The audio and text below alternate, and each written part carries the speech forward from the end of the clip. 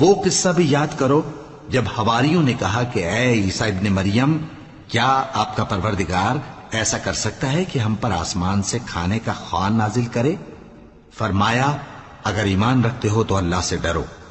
وہ بولے کہ ہماری یہ خواہش ہے کہ ہم اس میں سے کھائیں اور ہمارے دل تسلی پائیں اور ہم جان لیں کہ آپ نے ہم سے سچ کہا ہے اور ہم اس خوان کے نزول پر گواہ رہیں۔ تب عیسیٰ ابن مریم نے دعا کی کہ اے ہمارے پروردگار، ہم پر آسمان سے خوان نازل فرما کہ ہمارے لیے وہ دن عید قرار پائے، یعنی ہمارے اگلوں اور پچھلوں سب کے لیے، اور وہ تیری طرف سے نشانی ہو، اور ہمیں رزق دے اور تو بہترین رزق دینے والا ہے۔ اللہ نے فرمایا میں تم پر ضرور خوان نازل فرماؤں گا، مگر جو اس کے بعد تم میں سے کفر کرے گا اسے ایسا عذاب دوں گا کہ اہل عالم میں کسی کو ایسا عذاب نہ دوں گا۔